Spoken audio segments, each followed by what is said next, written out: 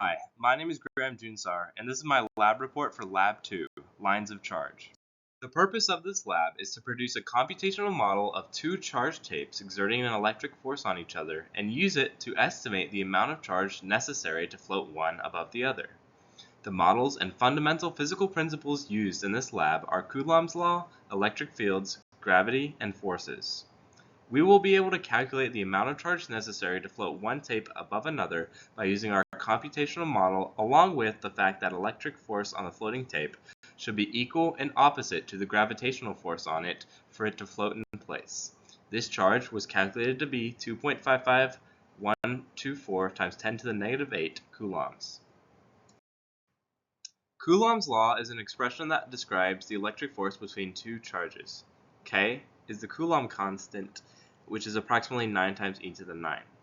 And this is represented by the equation on the right here. The gravitational force of an object near Earth's surface is F equals mg, directed towards the center of the Earth, where m is the mass of the object and g is 9.8 meters per second squared.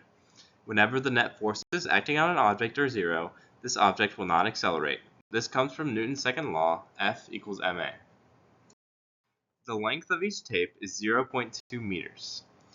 Each tape is assumed to have the same positive charge, which we justified in our previous lab by noting that they were charged in the exact same way.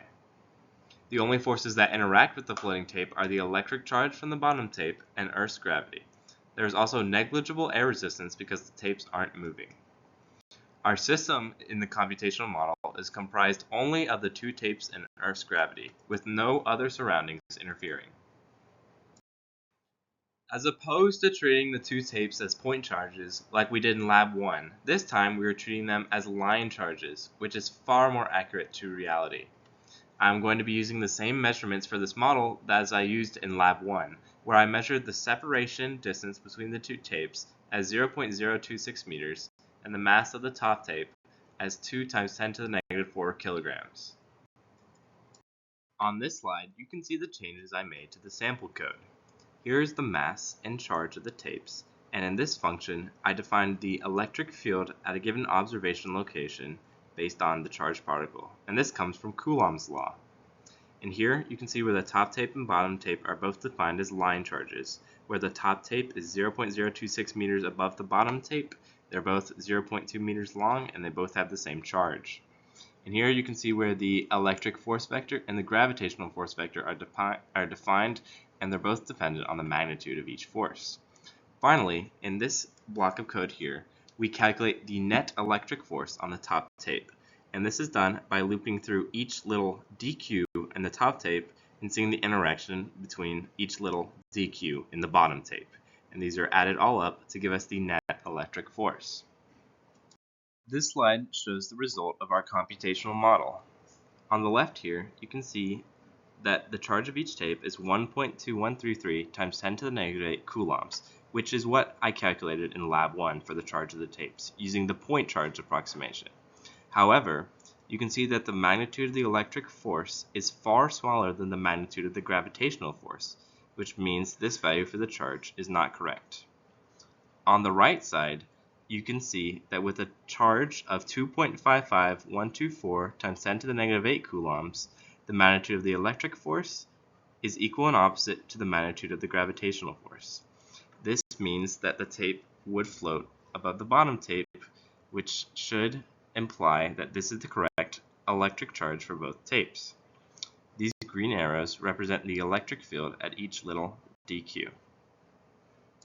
Using our line approximation for both tapes, we were able to discover that a charge of 2.55124 times 10 to the negative 8 coulombs resulted in a net force of 0 on the top tape, which is exactly what would make the tape float, meaning that this should be a good estimate for the charge. Some possible sources of error are that the line model is still an approximation for the tapes, as the tapes are not lines but rectangles. To get an even more accurate estimate of the charge, we would need to produce a model that treated the tapes as rectangles. As always, error in measurements may be leading to a skewed result. However, if the error in measurements is small, the overall error should be small as well.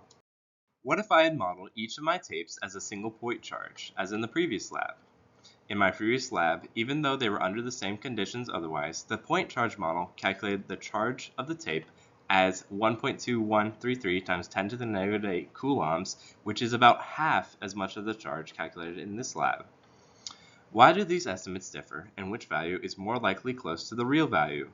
These estimates differ because they use fundamentally different ways to model the situation, one being a point charge model and the other being a line charge model.